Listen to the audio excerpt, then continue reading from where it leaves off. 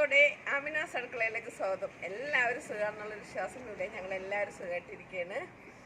അപ്പോൾ ഞാൻ നല്ല ഉറക്കത്തിൽ നിന്ന് എണീറ്റ് വന്നാട്ടോ ഇൻട്രോ എടുക്കാനായിട്ട്. അപ്പോൾ ഇത് കണ്ടില്ലേ, നല്ല ബോഗൺവില്ല അല്ലേ, എന്ത് രസമാണ്. ഇത് വേനൽക്കാലത്ത് ഉണ്ടായി നിൽക്കുമ്പോഴാണല്ലോ നല്ല ഭംഗിയാണല്ലോ ഇത് കാണാനായിട്ട്. എല്ലാം പല കളറിങ്ങിൻ്റെ ഇടയിൽ നിൽക്കുമ്പോൾ. പക്ഷേ എനിക്ക് ഒരുമാതിരിയുള്ള ചെടികളുടെ പേരൊന്നും എനിക്കറിയില്ല കേട്ടോ. അപ്പോൾ എൻ്റെ ഒരു സബ്സ്ക്രൈബർ ഉണ്ട്, ആഷ്മി എന്ന് പറഞ്ഞിട്ട്. ആ കുട്ടി എനിക്ക് ഓരോ ചെടികളുടെ പേരുകളും ഞാൻ അവളോട് ചോദിക്കും. എൻ്റെ കയ്യിലുള്ള ചെടികളുടെ പേരൊക്കെ ഞാൻ ഓരോന്ന് പറയുമ്പോൾ അതല്ല ഇതാണ് പേരെന്ന് പറഞ്ഞിട്ട് എനിക്ക് പറഞ്ഞു തരും. സത്യം പറഞ്ഞാൽ എനിക്കാകെ ചെമ്പരത്തി, റോസ്, അങ്ങനെയുള്ള ചെത്തി, അങ്ങനെയൊക്കെ എനിക്കറിയുള്ളൂ കേട്ടോ. ആ കുട്ടി എനിക്ക് ഓരോ ചെടിയുടെ പേരും പറഞ്ഞു തരും. അങ്ങനെ പറഞ്ഞു തന്നാൽ ഈ ചെടി കേട്ട് ഈ ചെടി കൂടെ അപ്പോൾ തന്നെ മറന്നു പോകും. അത് വേറെ കാര്യം, അതൊക്കെ പോട്ടെ. അപ്പോൾ ഇന്ന് ഞാൻ നിങ്ങളുടെ മുന്നിൽ കൊണ്ടുവരാൻ നല്ലൊരു കിടിലൻ ബീഫ് കൊണ്ടുണ്ടാക്കിയ ഒരു കറിയാണ്. അപ്പോൾ ബീഫ് കറി പല രീതിയിൽ നമ്മൾ ചെയ്യുന്നുണ്ട്. ഇത് വ്യത്യസ്തമായ രീതിയിലുള്ളൊരു ബീഫ് കറിയാണ്. അപ്പോൾ അതെങ്ങനെയാണെന്നുള്ളത് നേരെ കിച്ചണിലോട്ടാണ് പോയാലോ. അതിനുമുമ്പ് എൻ്റെ വീഡിയോ എല്ലാവരും ഒന്ന് കാണാൻ ശ്രമിക്കണം. ഇഷ്ടപ്പെട്ടാലൊക്കെ ഒന്ന് സബ്സ്ക്രൈബ് ചെയ്യാത്തവരൊക്കെ ഒന്ന് സബ്സ്ക്രൈബ് ചെയ്യണം. അതേപോലെ ഇഷ്ടപ്പെട്ടാലൊക്കെ ഒന്ന് ഷെയർ ചെയ്തേക്കണം. അപ്പോൾ അങ്ങോട്ട് നേരെ കിച്ചണിലോട്ടാണ് പോയാലോ. വരും. അപ്പം ഞാനിവിടെ ഒരു കുക്കർ ഗ്യാസിൽ വെച്ചിട്ടുണ്ട്. നമുക്ക് ഗ്യാസ് ഒന്ന് കത്തിക്കാം. ഗ്യാസൊക്കെ കത്തിച്ചിട്ടുണ്ട്. ഇനിയിപ്പോൾ ഇതിലോട്ട് നമുക്ക് ഈ കുക്കർ ഒന്ന് ചൂടായിട്ട് വരട്ടെ. ഇതിലോട്ട് നമുക്ക് കുറച്ച് വെളിച്ചെണ്ണ കൂടെ ഒഴിച്ചു കൊടുക്കാം. അപ്പോൾ വെളിച്ചെണ്ണ ഒന്ന് ചൂടായിട്ട് വരട്ടെ. അപ്പോൾ ഇതിലോട്ട് ഞാൻ ഇടത്തരം 3 സവാള ഇതുപോലെ നീളത്തിൽ അരിഞ്ഞതാണ്. ഇതൊക്കെ അതിലോട്ട് ഇട്ട് കൊടുക്കാം.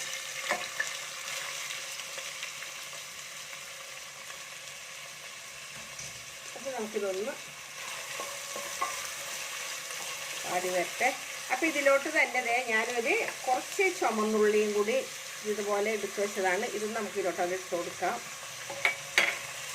അപ്പോൾ ചുമന്നുള്ളിയും ഇതും കൂടി ശരിക്കും ഇല്ല കിടന്നിട്ട് ഒന്ന് നല്ല പോലെ ഒന്ന് വാടി വരണം. ഇതിലോട്ട് ഞാൻ കുറച്ച് ഇഞ്ചി വെളുത്തുള്ളി ചതച്ചതാണ്. ഒരു തുടം വെളുത്തുള്ളിയും അതേപോലെ തന്നെ ഒരു വലിയ കഷ്ണം ഇഞ്ചിയും കൂടി ആയിരുന്നു എടുത്തിരുന്നത്. അതും ഞാൻ ഇതിൻ്റെ കൂട്ടത്തിൽ തന്നെ അങ്ങോട്ടൊന്ന് വഴറ്റിയെടുക്കുകയാണ്. അപ്പോൾ ഇത് നമുക്കൊന്ന് പച്ചക്കുത്ത് മാറുന്ന വരെ, ഇഞ്ചിയുടെയും വെളുത്തുള്ളിയുടെയും പച്ചക്കുത്ത് മാറുന്ന വരെ നമുക്കിത് വഴറ്റി കൊടുക്കേണ്ടതാണ്. ഇത് ഈ കൂടി തന്നെ ഞാൻ കുറച്ച് പച്ചമുളക്, ഒരു 6 പച്ചമുളക് ഇതുപോലെ ചതച്ചതാണ്. ഇത് നമുക്ക് ഇതിലോട്ട് ഇട്ട് കൊടുക്കാം. വലിയ പച്ചമുളകായിരുന്നു കേട്ടോ, എന്നാലും ഒത്തിരി എരിവുള്ളതും അല്ല.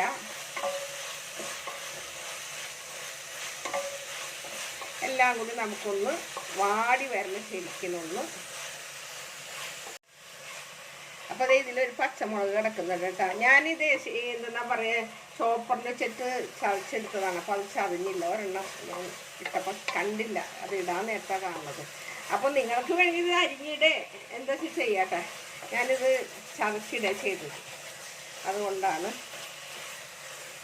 അപ്പോൾ ഇത് നല്ല പോലെ ഒന്ന് വാടി വരണം. അപ്പോൾ ഇതിലോട്ട് ഞാൻ 2 പഴുത്ത തക്കാളി, അത്യാവശ്യം വലിപ്പമുള്ള തക്കാളിയായിരുന്നു, അതും കൂടി ഇട്ട് കൊടുക്കുന്നുണ്ട്. തീരെ ചെറിയ തക്കാളിയാണെങ്കിൽ ഒരു 3 വരെ ആവാം കേട്ടോ.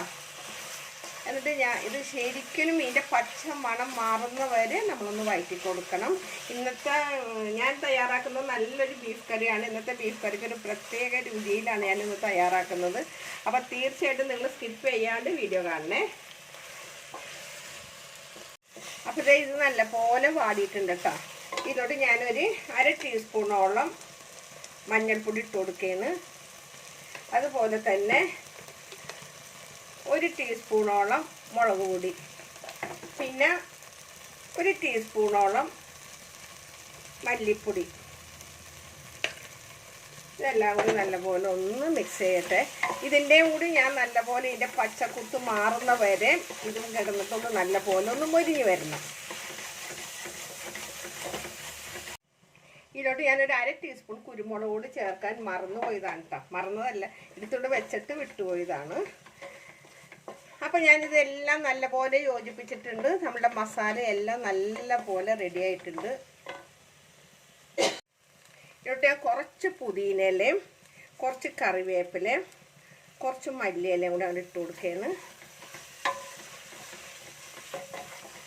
ഇത് കിടന്ന് നല്ലപോലെ ഒന്ന് യോജിച്ച് വരുമ്പോഴേക്കും നമുക്ക് ഇതിലോട്ട് ചേർക്കാൻ പോകുന്നത്.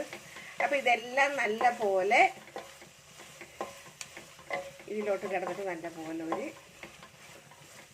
വരണ്ട് വരണം. ഇതിലോട്ട് ഞാൻ നല്ല ബീഫാണ് എടുത്ത് വെച്ചിരിക്കുന്നത് കേട്ടോ. ഈ ബീഫ് ഞാൻ ഇതിലോട്ടാണ് ഇട്ട് കൊടുക്കുകയാണ്.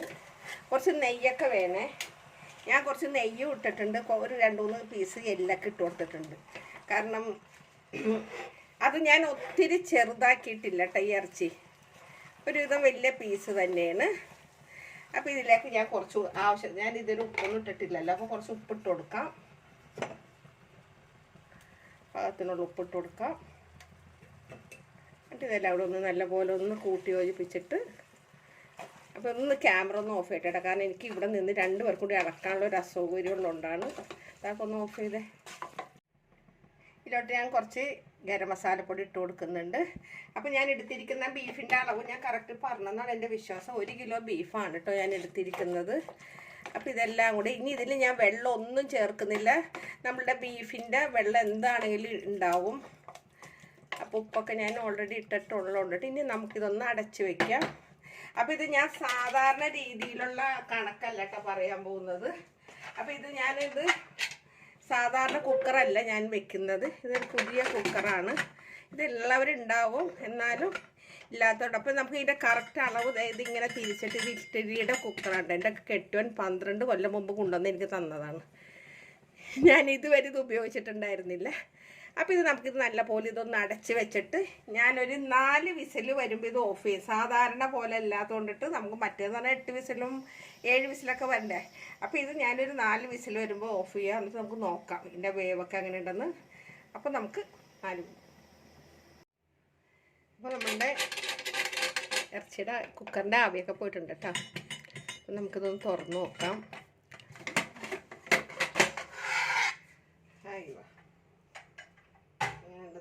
കറി അപ്പോൾ നമുക്കിതൊന്ന് എല്ലാം കൂടി ഒന്ന് മിക്സ് ചെയ്തിട്ട്, കണ്ടില്ലേ കാണാൻ തന്നെ ഒരു മൊഞ്ചുണ്ട്. അപ്പോൾ കണ്ടില്ലേ ഇത് എന്താ പറയുക, ഞാൻ ഈ ഇത്രയും വലിയ സാധാരണ ഞാൻ ഇത്രയും പീസാക്കാറില്ല, വലിയ ഇതിലാണ് ചെറുതാക്കാറ്. പക്ഷേ എൻ്റെ കൈ പൊള്ളണം കേട്ടോ. എനിക്ക് വെന്തോന്ന് നോക്കാൻ പറ്റുന്നില്ല. അപ്പോൾ എന്താണെങ്കിലും ഇത് വെന്തിട്ടുണ്ട്. അപ്പോൾ ഇതുപോലെ എല്ലാവരും ഒന്ന് ട്രൈ ചെയ്ത് നോക്കിയിട്ട്, ഇത് ഞാനൊരു വ്യത്യസ്തമായ രീതിയിലാണ് ഇത് തയ്യാറാക്കിയിരിക്കുന്നത്. ഒത്തിരി മുളക് പൊടിയോ അതേപോലെ തന്നെ മല്ലിപ്പൊടിയോ ഒന്നും ഓവറായിട്ട് ഞാൻ ചേർക്കാതെ തയ്യാറാക്കിയിരിക്കുന്ന ഒരു റെസിപ്പിയാണ്. അപ്പോൾ തീർച്ചയായിട്ടും നിങ്ങൾ ഇതുപോലൊക്കെ ഒന്ന് ട്രൈ ചെയ്ത് കഴിഞ്ഞാൽ ഫോട്ടോയ്ക്ക് തന്നെ വേറൊരു പാത്രത്തിലോട്ട് മാറ്റും കേട്ടോ. അപ്പോൾ തീർച്ചയായിട്ടും നിങ്ങളെല്ലാവരും ഒന്ന് ട്രൈ ചെയ്ത് നോക്കുക. അഭിപ്രായങ്ങളെല്ലാം കമൻറ്റ് ബോക്സിൽ ഇടാൻ മറക്കരുത്. അപ്പോൾ എന്നും പറയുന്ന പോലെ തന്നെ ആദ്യമായിട്ടാണ് കാണണമെങ്കിൽ നിങ്ങൾ തീർച്ചയായിട്ടും ഒന്ന് സബ്സ്ക്രൈബ് ചെയ്യാനും തൊട്ടാന്ന് ബെല്ലൈക്കനും ഉടക്കൊന്ന് പ്രസ് ചെയ്തേക്കണം. ഒരിക്കൽ കൂടെ നന്ദി പറഞ്ഞ് നിങ്ങളുടെ സ്വന്തം മാമിന താത്ത. Okay bye, thank you.